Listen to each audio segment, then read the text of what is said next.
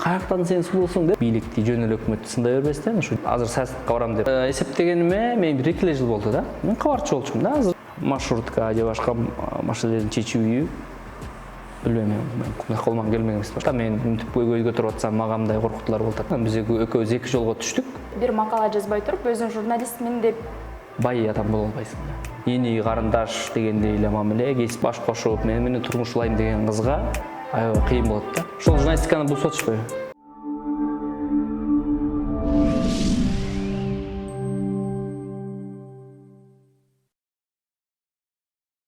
Жалпыңыздарга салам, Соло ТВнын катталуучулары. Бүгүн бизде конокто алып баруучу, журналист, блогер, красавчик мырза Токтосун Шамбетов байке болмокчу. Биз менен бирге болуңуздар. Саламатсызбы? Саламатсызбы? Кандай келип алдыңыз? Жакшы, сонун рахмат. Жакшы, өзүңүздөр кандайсыздар? Жакшы. Эң биринчи эле суроону бир көргөн адамга аябай токтоо, скромный көрүнөт экен, орусча айтканда. Мүнөзүңүз кимге окшош? Көбүрөөк апама окшош мүнөзүм. Атам көбүрөөк сүйлөбөйт, аз сүйлөйт. Апам көбүрөөк сүйлөп, анан сөзмөр, анан айылда дайыма ошол сүйлөгөн, активист болуп жүргөн, иштеген, эл алдында жүргөн, жогорку советтин, облустук советтин депутаты болгон, мындай сөзмөр аял. Ошондуктан апамды тартсам деп мен ойлойм. Мына балким билбейм. Атам бала кезде балким мендей сүйлөчү же сүйлөөчү эмес, аны биле албайм да. Айтсаңыз, үй бүлөңүз тууралуу айтып калдыңыз. Канча бир туугансыз? Мен 3 бир тууганмын. 2 эжем, анан мен бармын. Абдан жакшы. Токтосун байке, мен билгенде сиз Facebook'та, Instagram'да активдүү колдонуучулардын катарын толуктайсыз. Анан кийин ар дайыма постторду сарказм менен жазып, ушундай жазасыз да. Ошол ойлор сизге каяктан келет? Эми ойлонуп деле отурбайм. Дайыма бир посту жазаарда ушул постко кандай кылып күлкүлүү кылып жазсам же юмор менен жазсам деп эч качан ойлонбойм да. Бул күнүмдүк турмуштагы эле дайыма адам бир маселени көргөндө, окуяны укканда негизи адамдар бир эле кабыл албай ал маалыматты. Ар кандай кабыл алат. Бирөө жаман кабыл алат, бирөө жакшы кабыл алат. Бирөө ушул жаман болуптур деп кабыл алат, бирөө жакшы болуптур деп кабыл алат. Мен жаңылыкты жакшы же жаман деп экиге бөлбөйм да. Ал баары бир сенин жашооңдо жаңылык да. Сенин жашооңдо болгончу окуя, сенин колуңда болуп аткан, сенин өлкөңдө, дүйнөдө болуп аткан окуя. Мен ал окуяны ар дайым ошол юмор менен, сарказм менен кабыл алганга аракет кылам. Жашоодо дагы ошондой окуяларды, ошондой учурларды кабыл алам. Анан ал келип, анан ошол кандай кабыл алсам, ошону юмор менен, ошондой кабыл алып жазам. Кээде бирок чын эле ойлонуп жазып, кандай кылып адамдарга жеткиликтүү кылып пост жазсаң деген ойдо өзүм жазам да. Бирок негизи биз журналист катары кайсы бир окуяны пикир билдирүүгө мындай акыбыз жок. Биз бейтарап болушубуз керек, эки тарап тең бирдей карап талдап анан жазышыбыз керек. Журналист болуп аткандан кийин. Бирок мен ошол абалдан чыгыш үчүн баягы юмор менен берем көпчүлүгүн.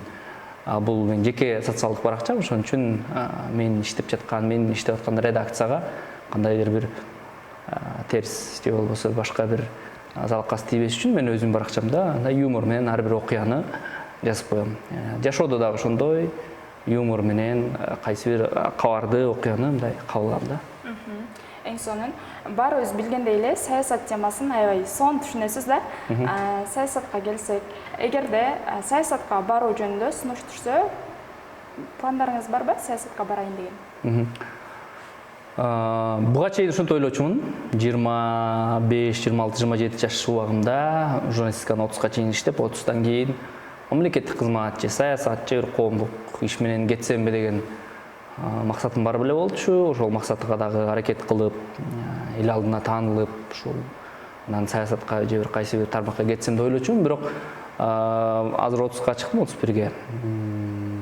30дан ашкандан кийин мен азыр саясатка барам деп алдыңкы планымда жок. Деги эле эчтеке планымда жок. Же саясатка барамбы же журналистикада калам деген планым жок. Болгону убакыт, тагдыр, ошол учурлардагы окуялар көрсөтөт деп гана пландап калдым. Себеби мен жашоомдо эле өзү негизи пландаган эмесмин. Пландап журналистикага келген эмесмин. Пландап кайсы бир жумушка иштеген эмесмин. Жашоо өзүнөн өзү эле тандалып отуруп турмуш эмнени көрсөтсө ошол нерсеге макул болуп баш ийип келатам ушуга чейин. Саясаттан башка дагы абдан көп иштер, пландарым бар. Ошол пландарга ишке ашырсам деген оюм бар, бирок саясатка азырынча жок. Кече жакында эле сиздин Instagram баракчаңыздан бир жума бошмун, бир жума мэр болуп турсамбы деп пост чыгардыңыз да. Эгерде мейли сизге биз бир ай убакыт берели, бир ай Бишкек шаарына мэр болуп калсаңыз, эмнеден баштамаксыз, эмнелерди өзгөртмөксүз? Негизи сунуштаса бир ай мэрликке мен болмок эмесмин, бирок сиз айтып коесузбу, ошо учурду көрүп көрөлү кандай болмоксуз депчи. Мэр болчу мындай такыр оюмда, тилегимде жок саясатта, мамлекеттик кызматта. Бирок кандайдыр бир шаарды башкарууга мүмкүнчүлүк бир түзүлүп, ошол жерге кеңешчи же акыл ою болуп калса, биринчи кезекте ошо шаардыктардын эң көйгөйлүү маселеси болгон ушул бак-дарактарды сугаруу, бак-дарактарды өстүрүү, жашылдандыруу деген маселеге көңүл бурмакмын. Себеби эгерде ошол жерге мүмкүнчүлүк болсо, анын да кантип чечүүнүн жолдорун балким ойломокмун. Азыр мен мэр болуу же бир чоң кызматка баруу оюмда жок болгон үчүн андай планымда жок, бирок эң негизгиси мен шаарда аябай өкүндүргөн нерсе бул бак-дарактардын кыйылганы, курап калганы аябай өкүндүрөт. Ал эми жаңы бак-дарактарды биз өстүрүү, багууда аксап жатабыз. Ошондуктан Европадагы бир бакты өстүрүү үчүн канчалаган эмгек кетет, бизде болсо бак өстүрүүнү мындай барктабайбыз.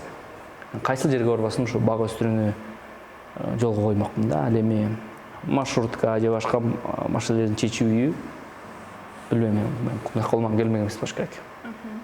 Айтсаңыз, Токтосун байке, сын пикирлерди мындай ачык эле коркпостон айтасыз да, мындай коркуу сезими болбойбу сизде?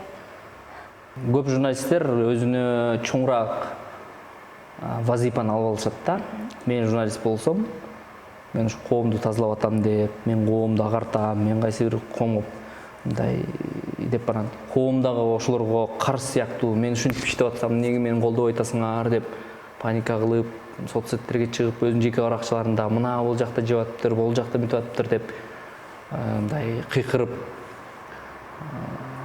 өзүн дагы рекламалап, ушул көйгөй унутулуп калып эле өзүнүн көйгөйүн көбүрөөк көңүл буруп калат да. Мен мынтип көйгөй көтөрүп атсам, мага мындай коркутуулар болуп атат депчи.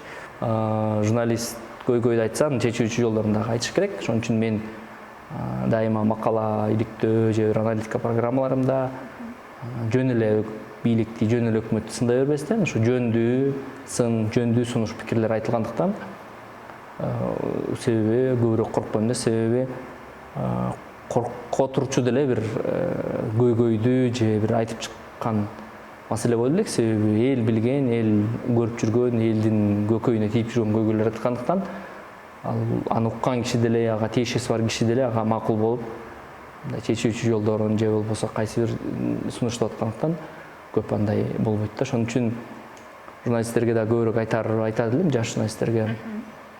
Азыр эми хайп деген нерсе чыкты.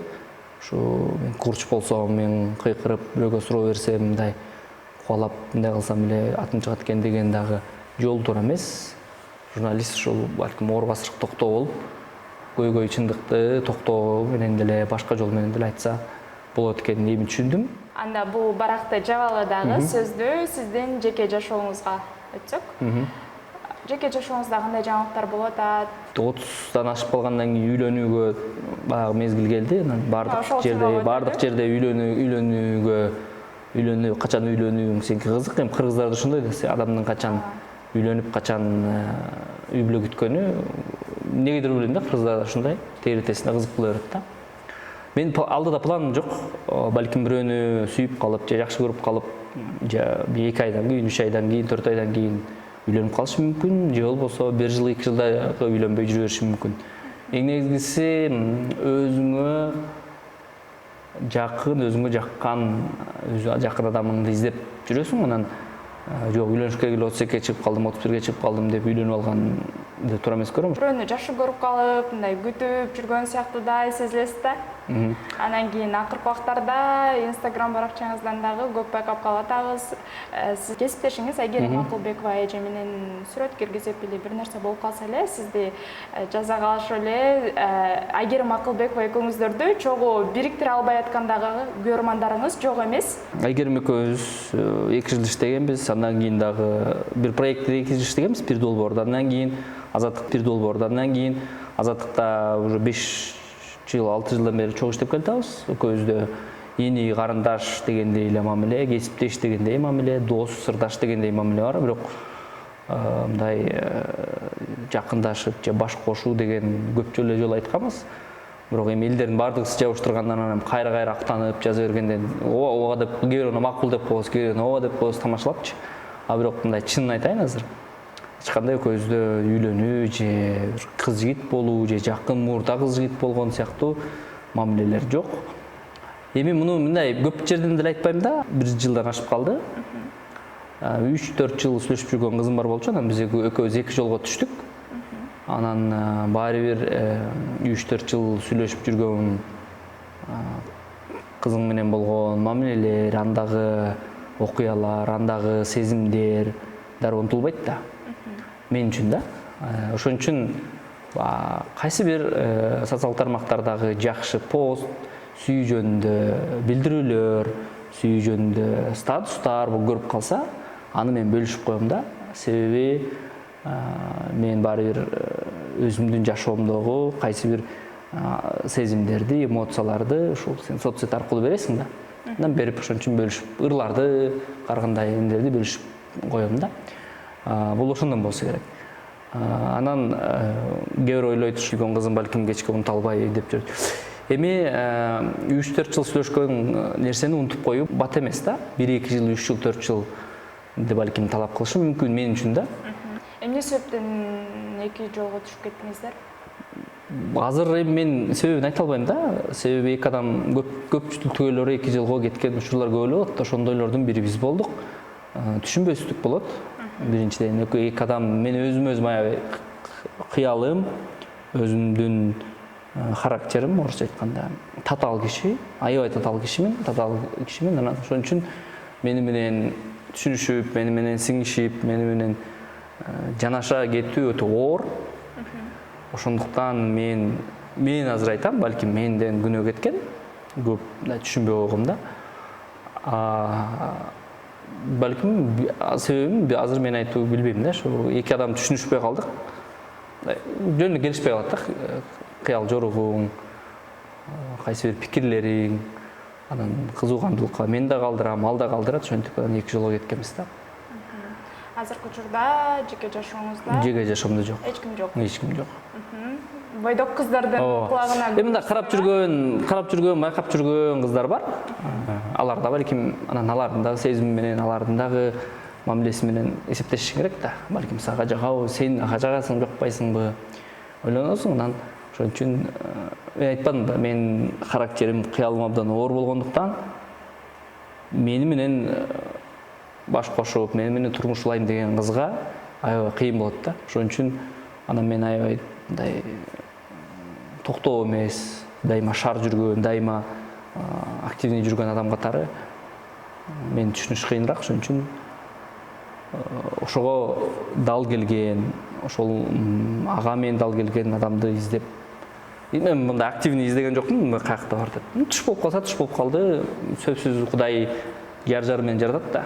Жалгыз сени жаратмак белән. Бир күн түш болуп калат да. Негизи болочоктогу жубайыңыз кандай сапаттарга ээ болуш керек деп мындан кийин суроо затайын деп аткамда уже жооп болду окшойт сизден. Билгенде мындан мурун сиз Нарын радиосунда иштейт болчуңуз. Бул жака кандай же сунуштар болду атайын бул жака чакырып? Кандай болуп келип калдыңыз? Ошолор тууралуу кеңештерди берсеңиз. Журналистикага мындай кокусунан келип калдым мен. Негизи кесибиңиз журналистпи? Кесибим журналист эмес. Мен 11-дү бүтүп, Нарын мамлекеттик университетинде окууга тапшырып, аякта организация безопасности дороги ОБДга тапшыргам. Андан кийин организация перевозки на управление транспорт. Бул таможенный дело болот. Ошого тапшырып, ошону бүткөм. журналист болуу такыр кыялымда да жок болчу. Журналист болуп бала кезден да түшүнчүм эсим журналистика эмне. Мен биринчи курсума чейин журналистиканы такыр элесе алгам эмес. Журналист кийим, диктор кийим, алып барчу кийим, артист кийим дегенди билчү эмесмин. Мектепте окуп жүргөндө тентегирээк окуучу болчумун. Бардык окуучулардай эле, бардык эркектердей эле. Анан ошондуктан мен Нарын мамлекеттик университетине тапшырып, аскер адамы болгонду жакшы көрчүмүн. Бала кезимден. Ичимде кыялым бар болчу, бирок окубай эле армияга кетем деп жүрчүмүн. Университетте окуп жүрүп, биринчи курстан ошол жердеги балдарга кошулуп калып, посвящение деген болот, биринчи курстар тозот. Ошолорго кошулуп калып, анан ошолор менен жүрүп, анан КВН ойноп, КВН аркылуу Нарындагы Алмаз радиосуна кирип, Алмаз радиосунан кастинг болуп аткан Азаттык радиосуна кирип, анан ушинтип журналистикага келип калдым. Балким журналист болом деген жаштар болсо, негизи эле бардык жаштарга китепти көп окуй берсе пайдасы тиет. Мен китеп көп окучумун мектепте окуп жүргөндө. Ошол китептин окугандын пайдасы журналистикага алып келди да мени. Бир макала жазбай туруп, өзүң журналистмин деп эсептегендерге кандай карайсыз? Эң мыкты журналист болуш үчүн кандай этаптарды басып өтүш керек?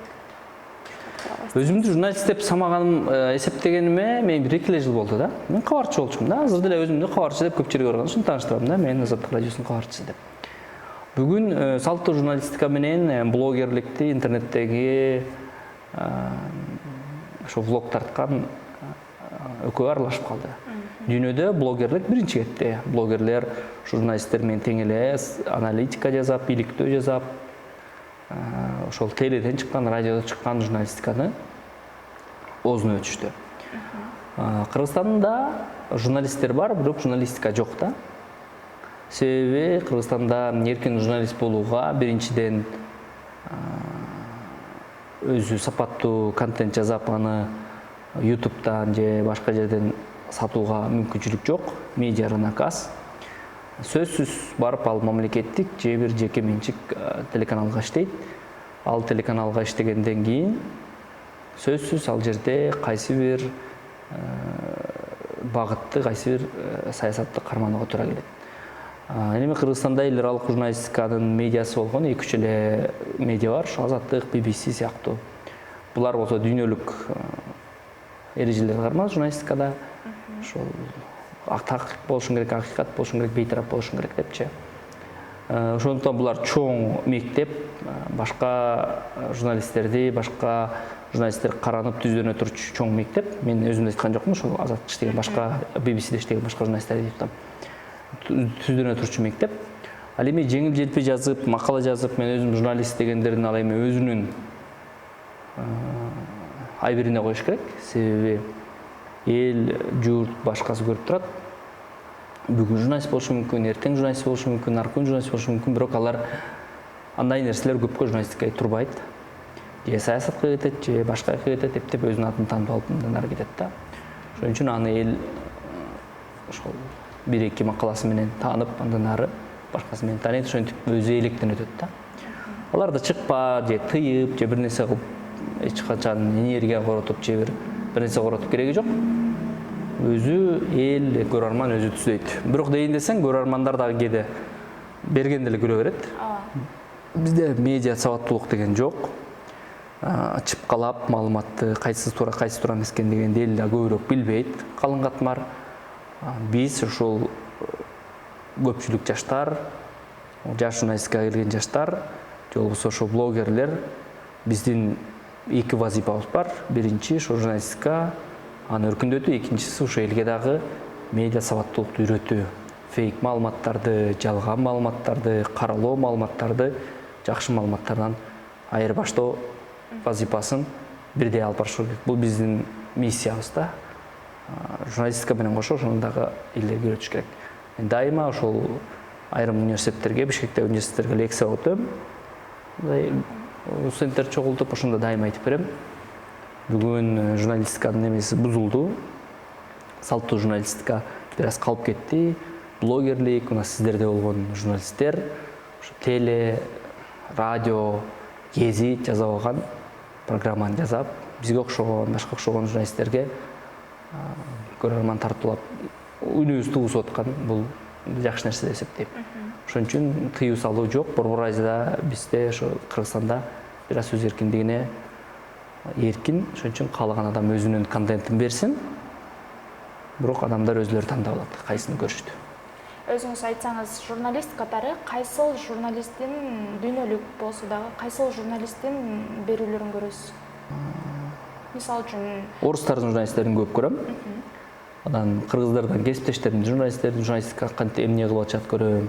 Ошо Али Токтокунов, Болот Темиров деген азыркы иликтөөчү журналисттердин материалдарын окуп көрөм. Ошол Поликлиника деген гезит бар, ошол экинин макалаларынын аналитикасы кандай болгонун көрөм. Андан сырткары BBC-нин подкасттарын угам. Что это было деген подкасттар бар орусча телефонда. Мен эртең менен будильник окуп, будильник чырылдаганда ошол ойгонот, ошолор менен ойгонуп, ошолорду угам. Андан сырткары орустун блогерлери, ошол Юрий Дудь, Пивоваров, анан Намедни бар, ошол атын унутуп атам, кээ бир аттары туура эмес айтып калып атам да. Ошолорду көрүп, орус блогерлеринин эмне жазып атышат, алар кандай кылып атышат. Алар бардыгысы YouTube'га көчүштү азыр. Ошолорду көрүп маалымат алам да.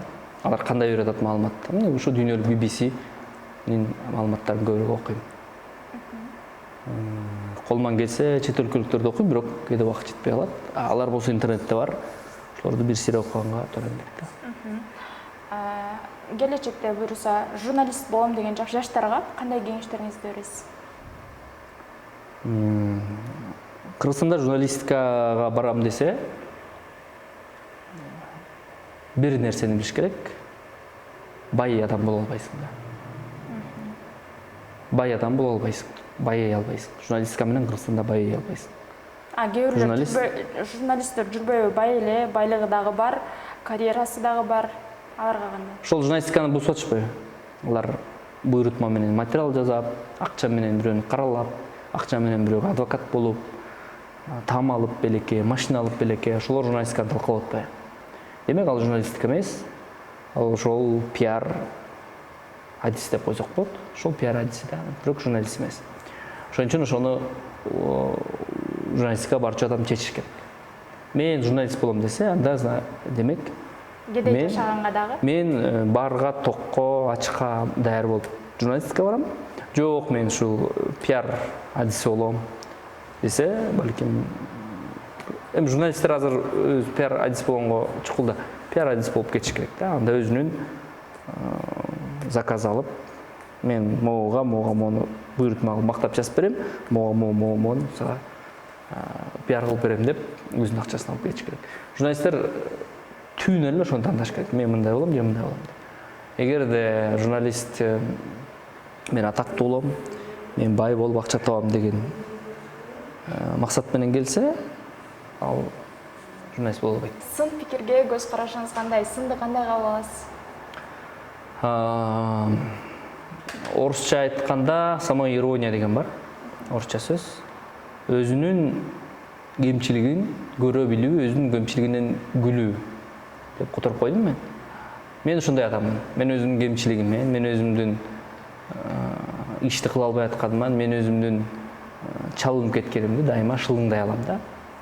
Эгерде адам ошондой болсо, самоирониясы болсо, адам эч качан жоголбойт да. Мен ошон үчүн сын пикирлердин жөндүүсүн кабыл алам. Сын пикирлерди айта электе эле мен өзүмдүн сындарын билип, кээде ошо социалдык тармактар аркылуу тамашалайм дайыма. Мындай алып койдум, тигиндей алып койдум деп. Ошон үчүн мен сын пикирлерге башында аябай терикчүмүн. Мындан 4-5 жыл мурда эмнеге жаман көргөндүктөн айтып атабы, жакшы көргөндүктөн айтып атабы деп. Азыр эми терим аябай калың меники. Көп мындай аракет кылып ардан талышпайт мени, ардан талбайт. Ошон үчүн аябай. Балким мен ата энеме, бир тукандарыма тийишпейсе, кээде соцсеттер арданып кетиши мүмкүн, аябай жаман болуп жүрөгүмчү. Аларды окуйт да мен. Ошолор окуп калбаса экен деп жүрөгүм окуп өчүрүп салам да.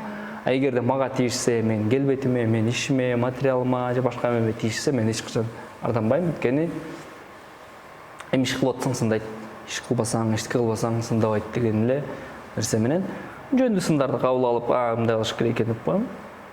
Мисалы, кээде пост жазганда ката жазып калсаң, бирок катаңды оңдоп койсо, лайк басып рахмат деп ар жагын оңдоп коем да.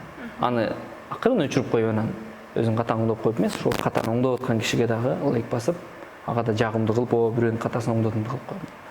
Ошон үчүн өзүмгө да өзүмдү өзүң шылдыңдай алган бир адам сын пикирге анча терикпейт. Өзүмдү өзүм шылдыңдай алам деп калдыңыз. Демек, сизге аябай суугум деп көп жазасыз, суумун деп көп айтасыз. Анан кийин демек ошондой келбетиңизге ушундай сын пикир айткан катталуучуларыңыз көп окшойт, э? Мен көп көрөм да, себеби сиздин баракчаңызда ар дайым катталуучуларыңыздын биримин. Анан ошондо көп көрүп калам да, суугума суктан бүтүшпөйт деп эле ушундай постторду дагы окуп калам да кээдечи. Интернет пайда болгону хейтер деген адамдар пайда болгон. Булар ушу интернетте сага жаман сөз жазып, сени ардантууга, сени өзүңөн чыгарууга, кыжырыңды келтирген пикирлер жазышат да. Мен аларды арданткандын жолун таап алгам да.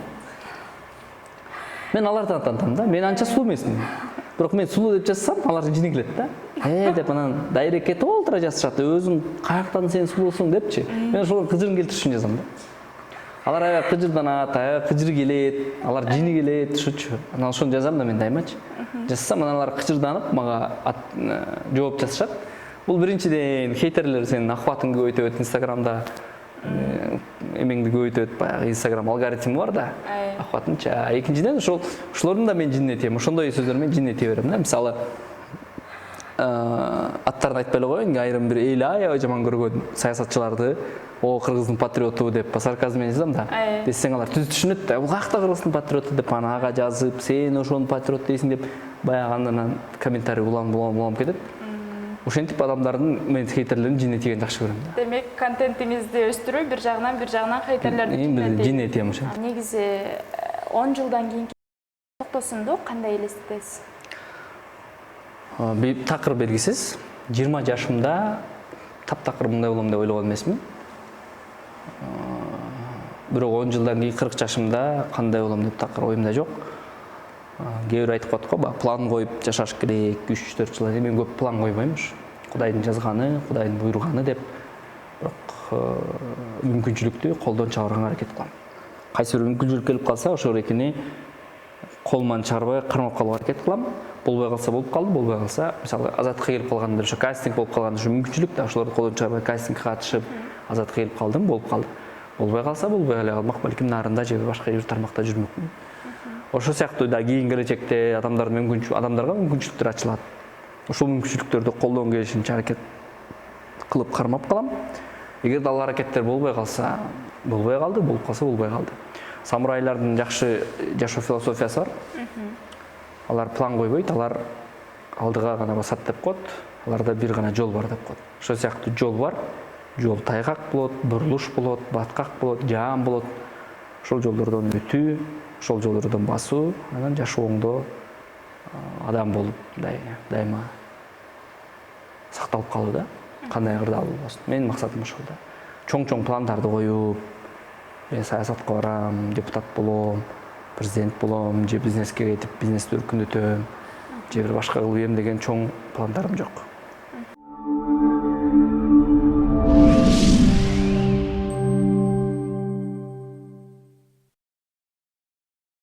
Анда токтосун байке, биздин жакшы жаңы өсүп келе жаткан журналисттерге ошондой эле биздин Соло ТВнын катталуучуларына жакшы бир каалоо тилектериңиз болсо айта кетсеңиз болот.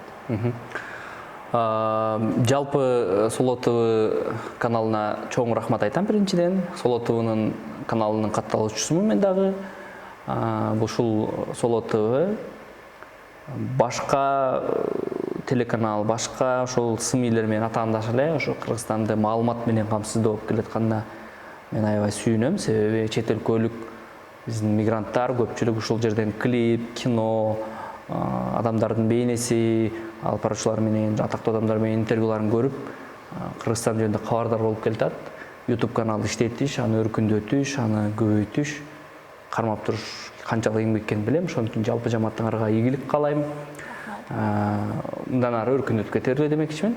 Ал эми көрүп турган баардык мен журналистикага тиешелүү, ана журналист болом деп аткан адамдарга айтам. Журналистика бул тагдырга буйруган буйрук. Аны тандап, аны самап аны ушуну өркүндөтөм деп келгенден кийин азыр мүмкүнчүлүктөр абдан көп. YouTube, Instagram, TikTok, Twitter деген сыяктуу каналдар аркылуу өзүңүздү таанытсаңыздар болот. Илгеркидей бир СМИге иштеп, анан өзүмдү көрсөтөм эмес. Бүгүн 14 жаштагы, 13-12 жаштагы жаштар дагы журналист боло алса болот. Аны сиздер бүгүн башташыңар керек. Тартып, өзүңөрдүн кызыктуу аймагыңарда көйгөйлүү маселелерди интернетке чыгара берсеңер, кийин силерден ушу жакшы журналист чыгат демекчимин. Анан экинчиси ошол китеп окуу. Рахмат сизге дагы. Чоң рахмат сизге. Бизди сыйлап келип бергениңиз үчүн ыраазычылык билдиребиз. Ишиңизге ийгилик.